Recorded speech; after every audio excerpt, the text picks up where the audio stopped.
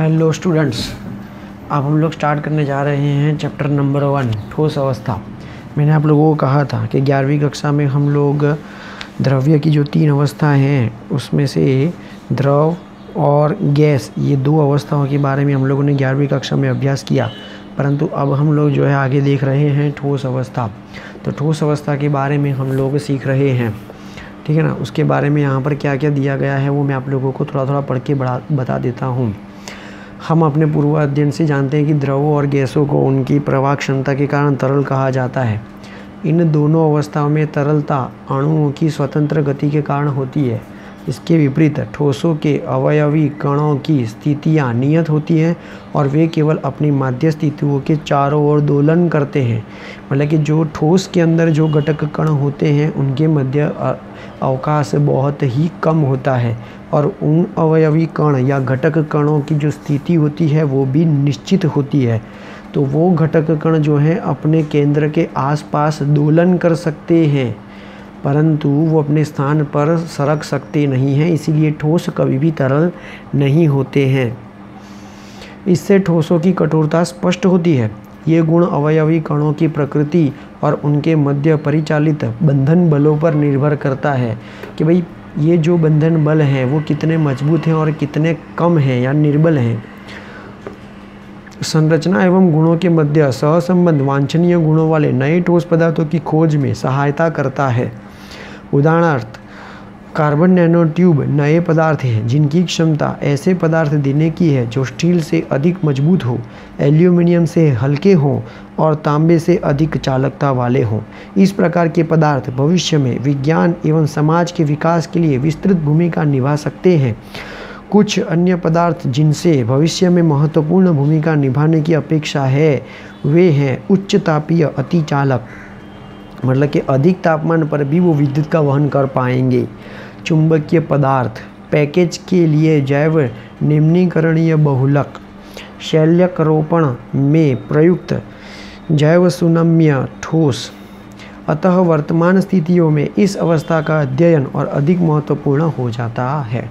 तो ठोस अवस्था हम लोग जब पढ़ेंगे तो उसके आंतरिक संरचना और आंतरिक गुणधर्मों के बारे में जब हम लोग उसका अभ्यास करेंगे तो ठोस अवस्था हम लोगों को समझ में आ जाएगी। फिर उन गुणधर्मों का इस्तेमाल करके हम लोग उनसे नए नए पदार्थ जो है वो बना सकते हैं। इस चैप्टर में हम कणों की विभिन्न संभव व्यवस्थाओं से प्राप्त अनेक प्रकार की संरचनाओं का विवेचन करेंगे और छानबीन करेंगे कि संरचनात्मक इकाइयों के अलग अलग प्रकार से व्यवस्थित होने से ठोसों के गुण क्यों परिवर्तित हो जाते हैं। भाई देखो, जब हम लोग ठोस पदार्थ की बात करेंगे तो ठोस पदार्थ के जो गुणधर्म हैं वो उनके अंदर रहे हुए घटक कणों की व्यवस्था के अनुसार होते हैं। अगर उनकी व्यवस्था, उन घटक कणों की व्यवस्था या जिसको हम लोग कहते हैं संरचना, उनको बदल दें तो उनके गुणधर्म भी बदल जाते हैं। अब देखो भाई, ठोस अवस्था है और उनके अंदर घटक कण हैं और ऐसे घटक कण हैं जो हमको दिखते नहीं हैं, तो फिर उनकी हम लोग व्यवस्था कैसे कर पाएंगे? तो भी हम लोग उनकी व्यवस्था को परिवर्तन कर सकते हैं। ऐसा हम लोग इस चैप्टर में पढ़ने वाले हैं। चलो अब हम लोग आगे बात करते हैं। पहला है हमारा टॉपिक, ये तो जो मैंने अभी पढ़ा है वो सिर्फ प्रस्तावना थी और ये हम लोग क्यों पढ़ते हैं उसकी बात थी। अभी हम लोग देख रहे हैं ठोस अवस्था के सामान्य अभिलक्षण।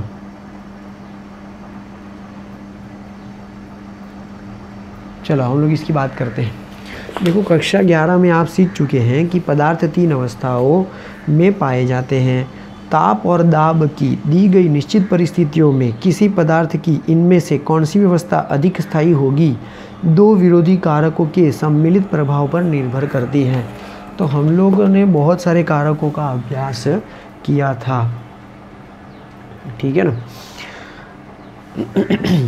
तो ऐसे खास कारक 2 थे, एक तापमान था और एक दाब था।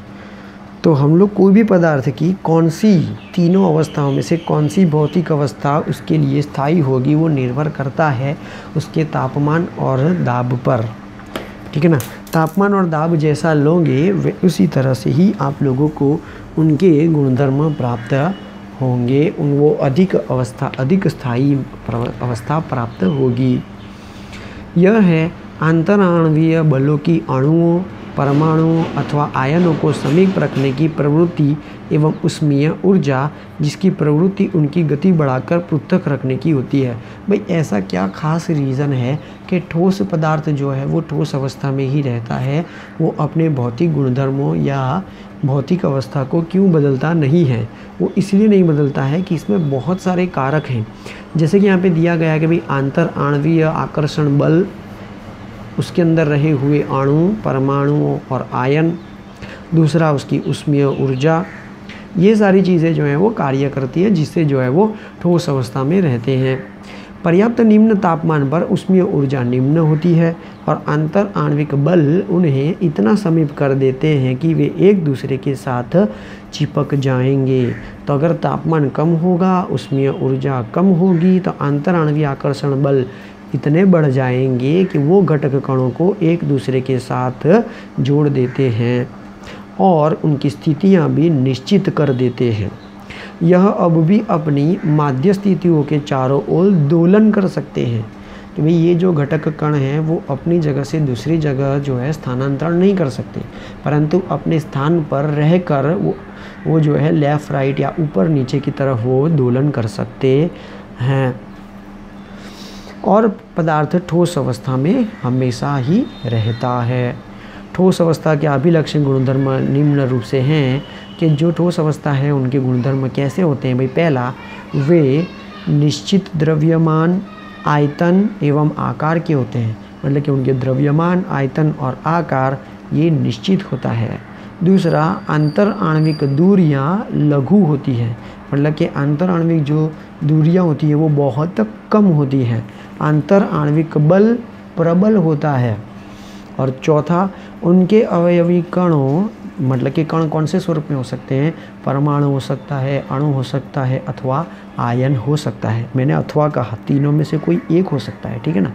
उनके अवयवी कणों की स्थितियाँ निश्चित होती हैं और यह कण केवल अपनी माध्य स्थितियों के चारों ओर दोलन कर सकते हैं। पांचवा, वे असंपीड्य और कठोर होते हैं। असंपीड्य मतलब उनको हम लोग दबाकर उनके आयतन या आकार में जो है वो छोटा रूप बना सकते नहीं हैं। सिर्फ दबाकर की बात कही मैंने। आप लोग पेन को या पेंसिल को दबाकर छोटा बना सकते हो? नहीं, वो असंपीड्य है, ठीक है, और वो कठोर होते हैं। तो ये 5 जो है वो भौतिक गुणधर्म हैं ठोस अवस्था की। द्रव्यमान, आयतन, आकार निश्चित होता है। अंतर आणविक दूरियाँ बहुत कम होती है, इस तरह से घटक कण बहुत पास में होते हैं। अंतर आणविक बल प्रबल होता है, इसलिए जो है वो घटक कण एक दूसरे को पास में जोड़कर रखते हैं। उनके अवयवियों के कणों की स्थितियाँ निश्चित होती हैं, ठीक है ना। और वो सिर्फ क्या कर सकते हैं? अपनी मध्य स्थिति के चारों ओर हमेशा सिर्फ और सिर्फ दोलन कर सकते हैं। और वे कैसे होते हैं? असंपीड्य, मतलब कि उनको दबाकर उनका आकार छोटा नहीं कर सकते और वे कठोर होते हैं, ठीक है। ये तो बात थी। अब हम लोग नेक्स्ट देख रहे हैं आगे 1.2 अक्रिस्टलीय एवं क्रिस्टलीय ठोस। क्रिस्टलीय मतलब कि क्रिस्टल के हिसाब से यहाँ पे उसके 2 प्रकार दिए गए हैं। एक है अक्रिस्टलीय ठोस और दूसरा है क्रिस्टलीय ठोस।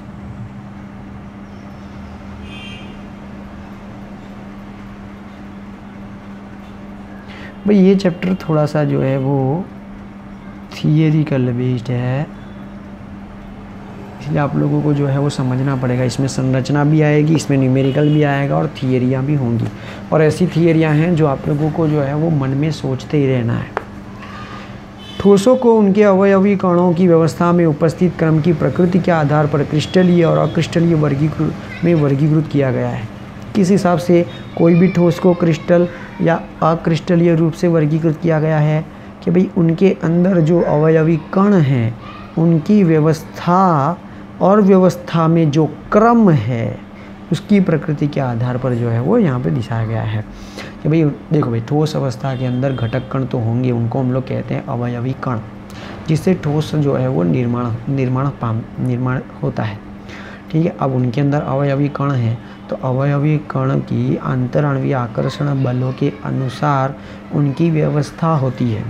ठीक है ना, वो एक सीक्वेंस में जुड़े हुए होते हैं। तो उनका क्रम क्या है, वो क्रम डिसाइड करेगा कि वो अक्रिस्टलीय होगा या क्रिस्टलीय होगा। क्रिस्टलीय ठोस, अभी हम लोग बात कर रहे हैं पहले तो क्रिस्टलीय ठोस की। क्रिस्टलीय ठोस साधारणतः लघु क्रिस्टलों की अत्यधिक संख्या से बना होता है।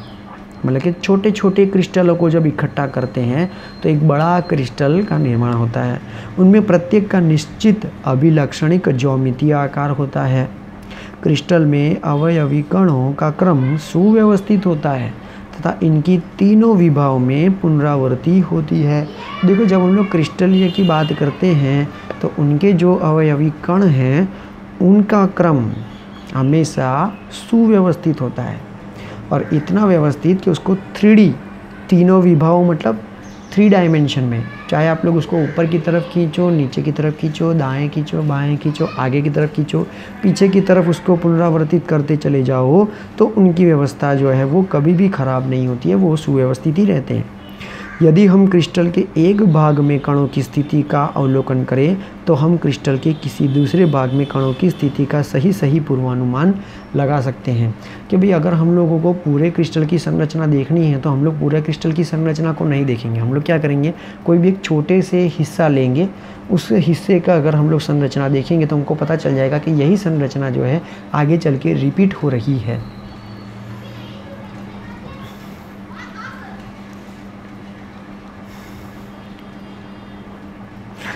चाहे वह अवलोकन किए जा रहे भाग से कितनी भी दूर क्यों ना हो, अतः क्रिस्टल में दीर्घपरासी व्यवस्था होती है, अर्थात कणों की व्यवस्था का पैटर्न नियमित होता है, जिसकी संपूर्ण क्रिस्टल में एक से अंतराल पर पुनरावर्तित होती है। सोडियम क्लोराइड और क्वार्ट्ज क्रिस्टलीय ठोसों के विशिष्ट उदाहरण हैं। ठीक है ना, तो ये जो क्रिस्टल होते हैं ना भाई, क्रिस्टल हमेशा आप लोगों को इतना ध्यान रखना है कि क्रिस्टल अक्रिस्टलीय से कैसे अलग होगा।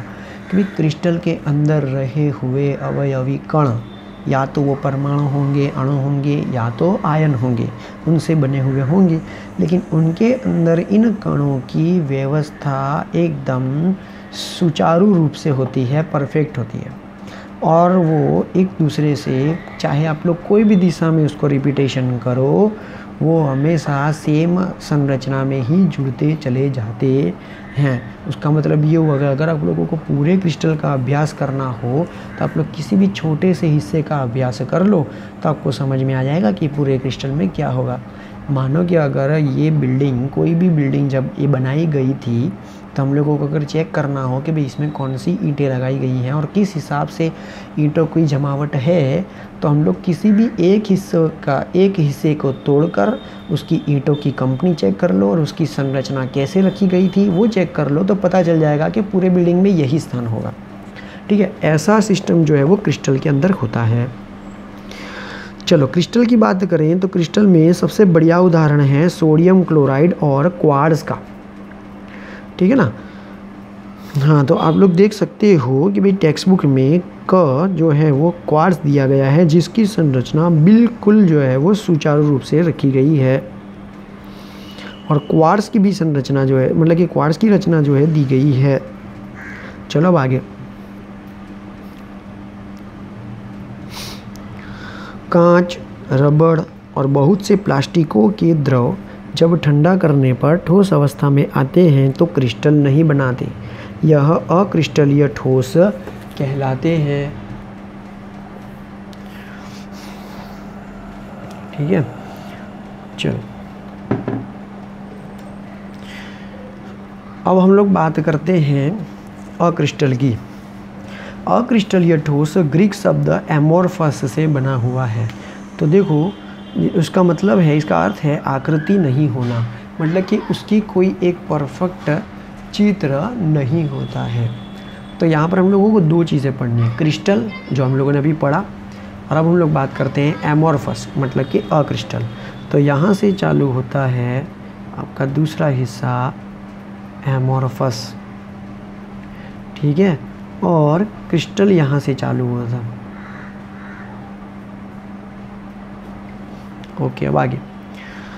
अक्रिस्टलीय ठोस असमाकृति के कणों से बने होते हैं, मतलब कि उनके अंदर जो भी कण हैं उनकी व्यवस्था और उसकी आकृति व्यवस्थित नहीं होती है। इन ठोसों में अवयवी कणों जैसे कि परमाणु, अणु अथवा आयनों की व्यवस्था केवल लघु परासी व्यवस्था होती है, मतलब कि थोड़ी देर तक उनका जो है संरचना सुव्यवस्थित होगी, परंतु आगे जाके वो संरचना व्यवस्थित रहेगी नहीं, बदल जाएगी। आप लोग इसमें दो चित्र देख सकते हो। यह है क्वार्ट्स, इसकी संरचना देखो परफेक्ट है कि भाई 3 रेड डॉट्स के बीच में एक ब्लू डॉट है, मतलब कि 3 आयनों के बीच में एक छोटा सा आयन है। लेकिन यहाँ पर ऐसा कोई भी जो है वो फिक्सेशन आप लोगों को नज़र नहीं आ रहा। यहाँ पे जो घटक कणों के मध्य कोण हैं वो कोण फिक्स हैं, परंतु यहाँ पे जो घटक कणों के मध्य कोण हैं वो कोण फिक्स नहीं है। इससे आकृति जो है वो सुचारू रूप से बनेगी नहीं। ऐसी व्यवस्था में नियमित और आवर्ती पुनरावृत्त पैटर्न केवल अल्प दूरियों तक देखने को मिलता है। नियमित भाग बिखरे होते हैं और इनके बीच व्यवस्था क्रम अनियमित होते हैं। क्वार्ट्स और क्वार्ट्स कांच की संरचनाएं क्रमशः चित्र में दी गई है। तो ये है क्रिस्टल का संरचना और ये है अक्रिस्टलीय संरचना। यदि भी दोनों संरचनाएं लगभग समरूप हैं, फिर भी अक्रिस्टलीय क्वार्ट्ज कांच में दीर्घ परासी व्यवस्था नहीं है। अक्रिस्टलीय ठोसों की संरचना द्रवों के सदस्य होती है, मतलब कि जो ये अक्रिस्टल होते हैं ना वो थोड़े से द्रव के समान संरचना बनाते हैं। अवयवी कणों की व्यवस्था में अंतर के कारण दोनों प्रकार के ठोसों के गुण भिन्न होते हैं, मतलब कि जब व्यवस्था बदल जाती है तो यहाँ पर गुणधर्म भी बदल जाते हैं। आगे, क्रिस्टलीय ठोसों का गलनांक निश्चित होता है। यह एक, अब हम लोग फिर से जो है वो क्रिस्टल की बात करें, इन दोनों के मध्य थोड़ा सा हम लोगों ने अंतर देख लिया, इनकी व्यवस्था कैसे है उनके मध्य थोड़ा सा अंतर हो चुका है। अब हम लोग आगे बात करते हैं। क्रिस्टलीय ठोसों का गलनांक निश्चित होता है, यह एक विशिष्ट तापमान पर पिघल कर द्रव बन जाते हैं। दूसरी ओर अक्रिस्टलीय ठोस तापमान के एक निश्चित परास पर नरम होकर पिघलते हैं और बहने लगते हैं तथा गला कर सांचे में ढाले जा सकते हैं और इनसे विभिन्न आकृतियाँ बनाई जा सकती हैं। देखो भाई, क्रिस्टल ठोस की बात अगर हम लोग करें तो उनका गलनांक निश्चित है। उसका मतलब ये हुआ कि अगर हम लोग बर्फ़ लें और बर्फ़ का गलनांक देखें तो 0 डिग्री सेल्सियस ये फिर जो है वो फिक्स है, ठीक है। लेकिन अगर हम लोग कोई अक्रिस्टलीय पदार्थ लेते हैं और उसका गलनांक देखते हैं तो उसका गलनांक कोई फिक्स नहीं होता, उसके लिए रेंज देते हैं। परास मतलब रेंज, कि भाई ये जो है वो 0 से 10 डिग्री सेल्सियस के बीच में कभी भी पिघलेगा और पिघल कर बहने लगेगा, ठीक है ना। तो उनके लिए कोई गलनांक फिक्स नहीं होता है। किसके लिए? अक्रिस्टल के लिए। और क्रिस्टल के लिए गलनांक तो फिक्स होता है। जैसे कि बर्फ़ अगर क्रिस्टल है, बर्फ़ एक क्रिस्टल है तो उसका गलनांक 0 डिग्री सेल्सियस है, ये फिक्स है। 0 डिग्री सेल्सियस जैसा ही होगा वो पिघलना चालू हो जाएगा। लेकिन अक्रिस्टलीय ठोस के लिए ऐसा कोई गलनांक फिक्स नहीं होता, वो एक रेंज में काम करता है। जैसे 0 से 5 डिग्री सेल्सियस के बीच में वो कभी भी पिघलेगा, या 0 से 10 डिग्री सेल्सियस के बीच में वो कभी भी पिघलेगा, ठीक है। और अक्रिस्टलीय की ठोस की बात क्या है? किसी बहने लगते हैं, और दूसरा कि उसको गलाकर हम लोग सांचे में डाल सकते हैं और इनसे विभिन्न आकृतियां भी बना सकते हैं। तो ये एक जो है वो फ़ायदा है। चलो अब हम लोग आगे बात करते हैं। अक्रिस्टलीय ठोसों की संरचना द्रवों के सदस्य होती है, मतलब कि द्रवों के समान, और इन्हें आसानी से अत्यधिक श्यानता वाले द्रव मान लिया जाता है। तो जब हम लोग अक्रिस्टलीय ठोस की बात करेंगे तो वो लगभग जो है वो लिक्विड फॉर्म में होते हैं, लेकिन ऐसा लिक्विड होता है जिसका श्यानता, ठीक है, जिसकी विस्कोसिटी जो है वो थोड़ी सी जो है ज़्यादा होती है, अत्यधिक श्यानता वाले। मतलब कि अगर उसको हम लोग ढलान पे से बहाना चाहें तो वो धीमे धीमे बहेंगे ज़रूर, लेकिन वो धीमे धीमे बहेंगे। जैसे हम लोगों ने, मैंने आप लोगों को 11th में सिखाया था ना, पानी को ढलान पे से बहाओ या जो है वो एरंडी के तेल को जो है वो जो है बहाओ, तो देख सकते हो आप लोग पानी तुरंत बह जाएगा, लेकिन जो एरंडी का तेल होता है वो धीरे धीरे बहता है, क्योंकि उसकी श्यानता क्या होती है? ज़्यादा होती है। किसी एक तापमान पर वे क्रिस्टलीय बन सकते हैं। क्रिस्टलीकरण के कारण प्राचीन सभ्यता की कांच की कुछ वस्तुओं की दृश्यता में दूधियापन पाया गया है। द्रवों के सदस्य अक्रिस्टलीय ठोसों में प्रवाह की प्रवृत्ति होती है, यद्यपि यह बहुत मंद होता है। अतः कभी कभी इन्हें आभासी ठोस अथवा अतिशीतित द्रव कहा जाता है। तो ये जो अक्रिस्टलीय पदार्थ हैं वो क्रिस्टलीय भी बन सकते हैं, ठीक है ना। कोई एक तापमान पर अगर तापमान कम कर दिया जाए तो वो क्रिस्टल बन सकते हैं। वैसा ही यहाँ पर एक उदाहरण दिया गया है भाई, कांच के अंदर कभी कभी जो है वो दूधियापन भी देखने को मिलता है, ठीक है ना। अब आगे, अतः कभी कभी इन्हें आभासी ठोस अथवा तो अतिशीतित द्रव भी कहा जा सकता है। आभासी ठोस मतलब लगते हैं ठोस जैसे लेकिन होते हैं द्रव जैसे, ठीक है ना। या तो दूसरा उदाहरण क्या किया गया, अतिशीतित द्रव, जैसे कि अगर हम लोग पानी को बर्फ़ बनाने के लिए रखते हैं तो थोड़ा थोड़ा जब बर्फ़ बनता है ना, ठीक है ना, तब वो एकदम गाढ़ा पानी होता है, ठीक है ना, वैसा। चलो आगे, अक्रिस्टलीय ठोसों की प्रकृति समदैशिक होती है। इन्हें यांत्रिक शक्ति, अपवर्तनांक तथा विद्युत चालकता जैसे गुण सभी दिशाओं में समान होते हैं। मतलब कि दिशा कैसी होती है, सभी गुणधर्मों के लिए समान होती है। किसकी बात हो रही है, अक्रिस्टलीय पदार्थों की, ठीक है। तो इनके यांत्रिक शक्ति, अपवर्तनांक तथा विद्युत चालकता जैसे जितने भी गुणधर्म हैं वो सारे समान दिशा में होते हैं। इसका कारण यह है कि इनमें दीर्घ परासी व्यवस्था नहीं होती है और सभी दिशाओं में कणों की व्यवस्था निश्चित नहीं होती है। अतः सभी दिशाओं में समग्र व्यवस्था एक समान हो जाती है, इसलिए किसी भी भौतिक गुण का मान हर दिशा में समान होगा। देखो इनके जो कण हैं, घटक कण हैं, अभी हम लोगों ने, मैंने आपको जो है चित्र में बताया, वो जो घटक कण हैं वो थोड़े से दूरी तक ही जो है वो अपना निश्चित जो है संरचना बना के रखते हैं। आगे और अधिक लंबे अधिक अंतर तक जाएंगे तो वो संरचना जो है वो समान रह पाती नहीं है। मतलब कि छोटे छोटे हिस्सों में उनकी दिशाएं जो है वो समान होती हैं, फिर आगे जाके जो है दिशा बदल जाती है। तो इसी तरह से यहाँ पर दिया गया है कि इनके भौतिक गुणों के मान हर दिशा में क्या होते हैं, समान होते हैं। मतलब कि वो छोटे छोटे टुकड़ों में बढ़ जाएंगे, भले ही छोटे छोटे टुकड़ों में बढ़ जाए लेकिन दिशा तो कैसी रहेगी, समान ही रहेगी।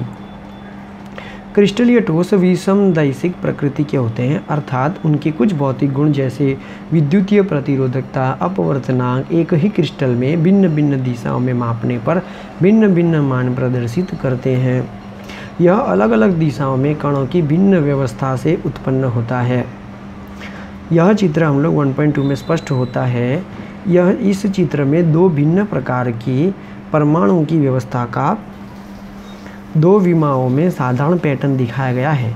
चित्र में दिखाया गया है कि प्रतिरूपण बल जैसा यांत्रिक गुण दो दिशाओं में बिल्कुल अलग हो सकता है।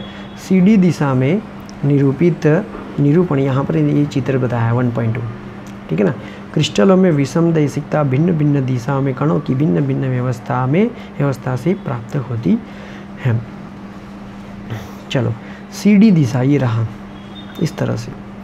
CD दिशा में विरूपण से उस पंक्ति में विस्थापन होता है जिसमें दो भिन्न प्रकार के अणु होते हैं, जबकि AB दिशा में एक ही प्रकार के अणुओं का विस्थापन होता है। तो आप लोग देख सकते हो, अगर ये CD रेखा है तो इसमें 1 और 2 प्रकार के घटक कण हैं, जबकि A और B में सिर्फ एक ही प्रकार का घटक कण होता है। सुई जाओ, चलो जाओ, बपोर पड़ी सुई जाओ।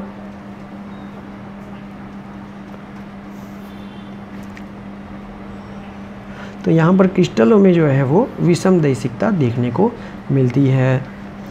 चलो, तो आप लोगों को जो है वो बराबर से याद कर देना है कि अक्रिस्टलीय जो है वो समदैशिक है, मतलब कि समान दिशा में सभी गुणधर्म जो भी हैं उसके कौन से 1, 2 और ये 3 जो ये गुणधर्म दिख रहे हैं वो सारे एक ही सभी दिशाओं में समान होते हैं। लेकिन क्रिस्टल में ऐसा नहीं होता है। जैसे कि विद्युतीय प्रतिरोधकता, अपवर्तनांक एक ही क्रिस्टल में भिन्न भिन्न दिशाओं में मापने पर अलग अलग मान प्रदर्शित करते हैं। चलो आगे, इन भिन्नताओं को सारणी 1.1 में मतलब कि टेबल में यहाँ पर दिया गया है। तो यहाँ पर हम लोग देख सकते हो क्रिस्टल और अक्रिस्टलीय ठोसों के मध्य जो है यहाँ पर विभेद दिया गया है। भाई आप लोगों को ये जो है टेबल याद कर लेना है, ये इम्पोर्टेंट है क्योंकि इसमें से कम 1 मार्क का MCQ तो आता ही है और साथ में ये सवाल अगर पूरा आ जाए तो फिर अच्छी बात है, नसीब खुल जाएगा आप लोगों का एग्ज़ाम के अंदर, ठीक है ना। तो ये चीज़ें हैं, तो ये आप लोगों को टेबल जो है वो पूरा तैयार कर देना है। क्रिस्टलीय और अक्रिस्टलीय ठोसों के अलावा भी कुछ ठोस होते हैं जो देखने से तो अक्रिस्टलीय लगते हैं, परंतु इनकी संरचना क्रिस्टलीय होती है। देखने पर अक्रिस्टलीय पर संरचना क्रिस्टलीय। इन्हें बहुक्रिस्टलीय ठोस कहते हैं। उन्हें क्या कहते हैं? बहुक्रिस्टलीय ठोस। धातुएं अक्सर बहुक्रिस्टलीय अवस्था में होते हैं, ठीक है ना। आप लोगों को नज़र कैसे आएंगे? अक्रिस्टल, लेकिन होंगे कैसे? क्रिस्टल। इनमें क्रिस्टल इस प्रकार से अभिमुख होते हैं कि धातु का नमूना समदैशिक लगता है। यद्यपि अकेला क्रिस्टल विषमदैशिक होता है। आप लोगों को देखने पर लगेगा समदैशिक, मतलब कि वो अक्रिस्टलीय है, लेकिन वो होते हैं क्रिस्टल विषमदैशिक, ठीक है। चलो, अक्रिस्टलीय ठोस उपयोगी पदार्थ हैं। कांच, रबर और प्लास्टिक के हमारे दैनिक जीवन में अनेक अनुप्रयोग हैं। तो ये कांच, रबर और प्लास्टिक कैसे हैं? अक्रिस्टलीय है, ठीक है ना। उनके अंदर संरचना कैसी होती है? सुव्यवस्थित नहीं होती है। और जो भी पुनरावर्तन होता है, संरचना की व्यवस्था का जो पुनरावर्तन होता है वो भी थोड़ी देर तक ही होता है, थोड़ी दूर तक ही होता है। फिर बाद में आगे जाके वो संरचना क्या हो जाती है, उसकी व्यवस्था बदल जाती है। अक्रिस्टलीय सिलिकॉन सूर्य के प्रकाश का विद्युत में रूपांतरण करने के लिए उपलब्ध श्रेष्ठतम प्रकाश वोल्टेक पदार्थ है। कौन सा? सिलिकॉन, ठीक है ना। अभी हम लोग पढ़ रहे हैं ना, या उसका उपयोग अभी बहुत ज़्यादा होने लगा है। आप लोग बहुत सारे मकानों के ऊपर देख चुके होंगे, सोलर पैनल लगी है, ठीक है ना। उनसे हम लोगों को क्या मिलता है? विद्युत ऊर्जा प्राप्त होती है, जो सूर्य से क्या करता है? सूर्य के प्रकाश का विद्युत में रूपांतरण करता है। कौन करता है? सिलिकॉन। और सिलिकॉन कैसे हैं? अक्रिस्टलीय, ठीक है ना। क्रिस्टलीय पदार्थ तो जो है वो सरल हैं, लेकिन अक्रिस्टलीय पदार्थ हमारे लिए जो है वो जो है उपयोगी है। चलो, क्रिस्टलीय ठोस और अक्रिस्टलीय ठोस में हम लोग देख रहे हैं ये सारी चीज़ें हैं। आकार, निश्चित अभिलक्षणी ज्यामितीय आकार होता है, जबकि अक्रिस्टलीय ठोस में असमाकृति आकार होता है, मतलब कि आकार में सामान्यीकरण देखने को मिलता नहीं है। गलनांक, क्रिस्टल के अंदर निश्चित और अभिलक्षणिक ताप पर पिघलते हैं, लेकिन अक्रिस्टलीय ठोस में क्या होता है? तापमान के एक परास में धीरे धीरे नरम पड़ते हैं। परास मतलब रेंज 10 से 20, 0 से 10 ऐसा। और ये वाला परफेक्ट गलनांक। चलो, क्रिस्टलीय ठोस और अक्रिस्टलीय ठोस में हम लोग आगे देख रहे हैं विदलन गुण। उसको काटना, तेज धार वाले औजार से काटने पर यह 2 टुकड़ों में विभक्त हो जाते हैं और नई जनित सतहें सपाट और चिकनी होती हैं, ठीक है ना। जैसे कि आप लोग रबड़ लें, ठीक है ना, इरेज़र होता है। इरेज़र को अगर मध्य से काटे तो क्या होगा? तो आप लोगों को एक नई सतह, सपाट और चिकनी सतह देखने को मिलेगी, ठीक है ना। नया रबड़ हुआ ऐसा लगेगा।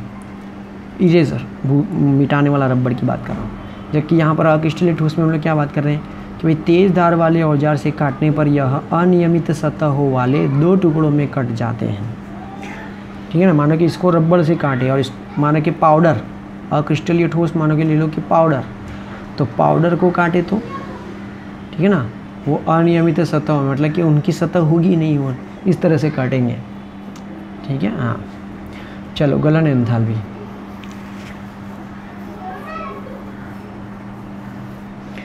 इनकी गलन एंथैल्पी निश्चित और अभिलक्षणिक होती है, जबकि इसकी गलन एंथैल्पी निश्चित नहीं होती है। दैशिकता, ये विषमदैशिक प्रकृति के होते हैं, ये समदैशिक प्रकृति के होते हैं। प्रकृति, ये वास्तविक ठोस है और ये आभासी ठोस है अथवा तो अतिशीतित द्रव है। चलो आगे।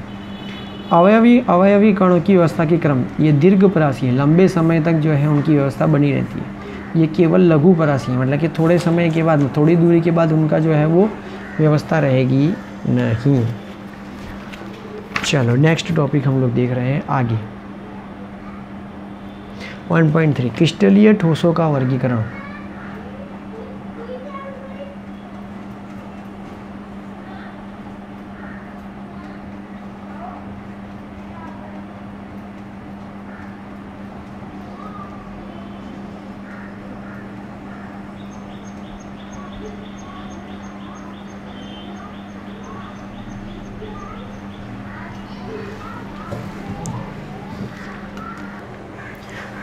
चलो अब आगे जो है, अब हम लोग अक्रिस्टल को छोड़ देते हैं। अक्रिस्टल का यहाँ पर इतना ही हमारे साथ था।